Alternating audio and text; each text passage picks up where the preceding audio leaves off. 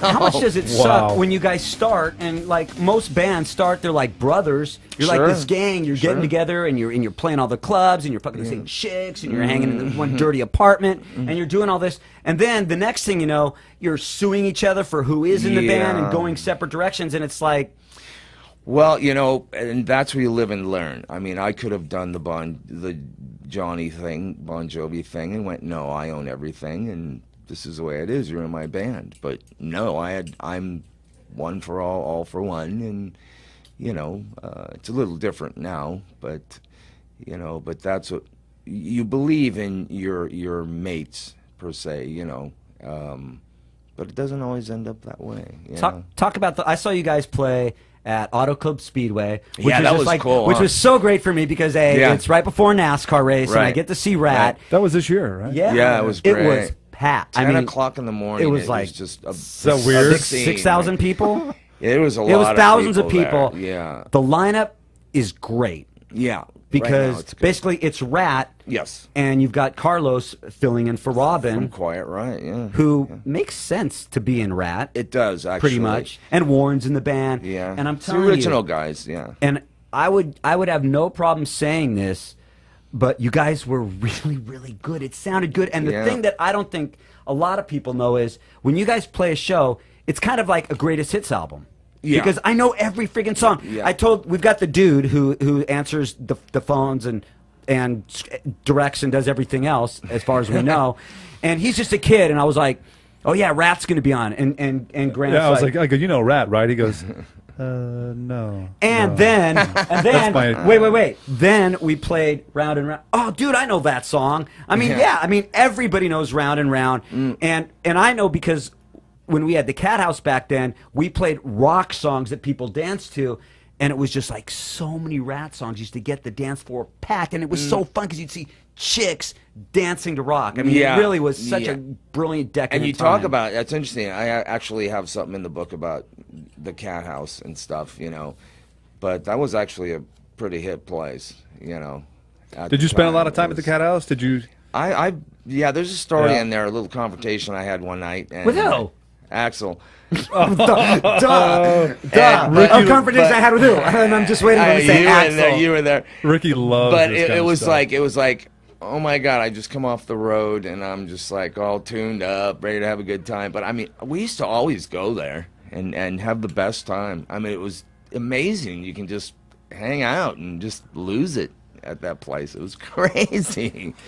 Every other week it was like, because the club, other than myself opening in with Tammy, Guns N' Roses used to play there all the time, so they put us on the map, so they could do pretty much whatever they want. But I mean, when the security guard comes up to me and goes, "Ricky, Axel's chasing David Bowie down the street." Justin, this is Justin, the security guard, right? He's Justin. No, not that guy. Oh my and God. I'm like, how do you deal with Axl Rose chasing David Bowie down the street? You can't answer how to deal with that kind of stuff.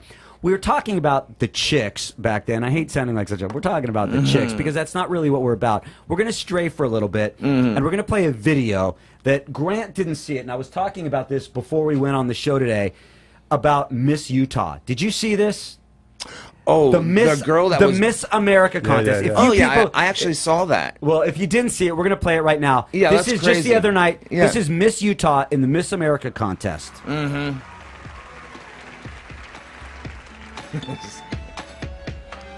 Judge number 3, Nene Leakes. Your question, please. A recent report shows that in 40% of American families with children, women are the primary earners, yet they continue to earn less than men. What does this say about society? I think we can relate this back to education and how we are continuing to try to strive to figure out how to create jobs right now. That is the biggest problem, and I think especially the men are seen as the leaders of this, and so we need to try to figure out how to create education better so that we can solve this problem. Thank you.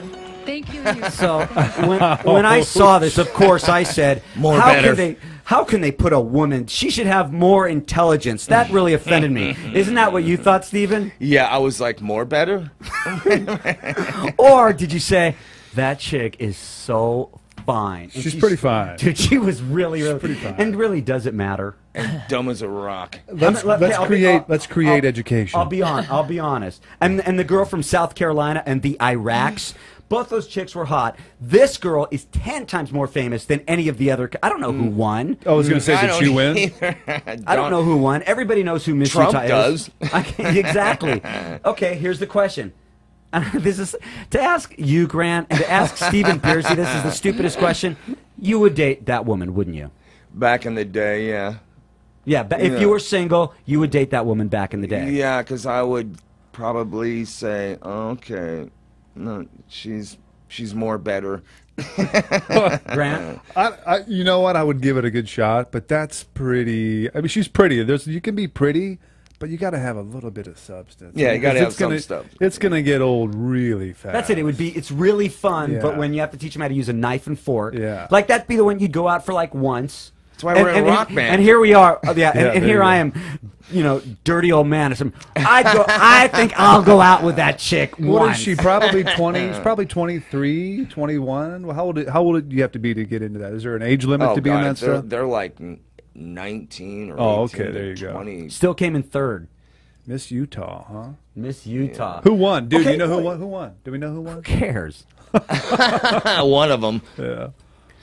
One of them won. But I think we all agree that you go out with a girl like that once or twice, but there is a time that like you want to have a conversation, you want to have somebody that you can hang out with, Sure. and if there's somebody that you really dig, they get more beautiful in time, and if there's somebody that's kind of not so bright, she kind of gets a little ugly after a while.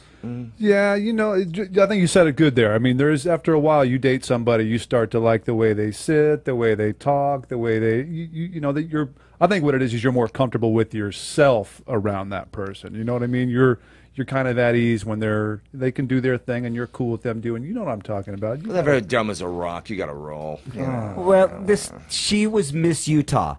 Correct me if I'm wrong. When you were on tour in America, isn't Utah, which is supposed to be the place that's so reserved, amazing. Utah has the craziest women for groupies, yes. right? Back then? Yes. Yeah. And you know what's even Really?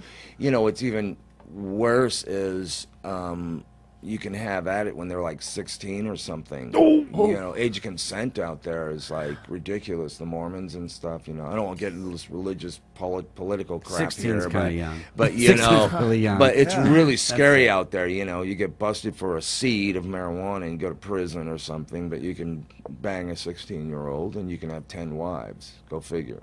Why would anybody want 10 wives? Well, shit happens. I don't know. I had the hardest time with one. Amen, brother. with one. But now we're talking. I hate to go that road, but of course I'm going to go that road. We'll talk about those decadent times. I mean, it really was women throwing themselves at you every show, every night. Sure. Yeah, there's a piece in here which is total reality. Is a mother came backstage not once but twice and brought her daughter.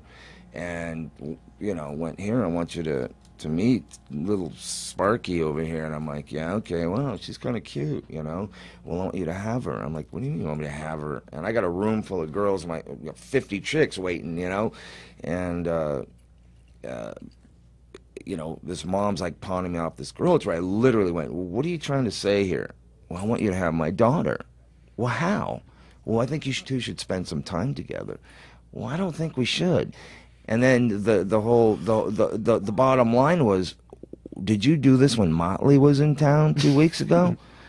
And then that's when all hell broke loose, See, there's a time when the hot starts to get really creepy. Oh yeah. And I think that crosses that line when it goes from that's just creepy. Yeah. That's absolutely creepy right there. Well, when you got moms pawning off their daughters to try to meet Mr. Rock Guy, that's even creepier. Was mom hot?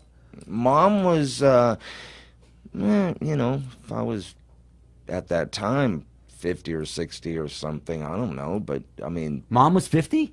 I assume the kid had to have been like 19, in 1985, 6 or something, So let's talk a little bit about this book, because I'm sure there's stuff like that in this book. Oh, there's plenty of it, and that's what they wanted, and I gave them as much of my dirt as they wanted, and it was a struggle because I wanted it to have a little more different kind of substance in there, but I got there. But, you know, you're always looking to the next book. So, I mean, people are whining and moaning because I didn't say, oh, yeah, well, Jakey was in the band at this year and that year, and we wrote this, and so-and-so was in the band this year. We'll get there. We'll get there. Or let them write their own book. It would have taken 10 books to even talk about 1 year of Rat history, you know.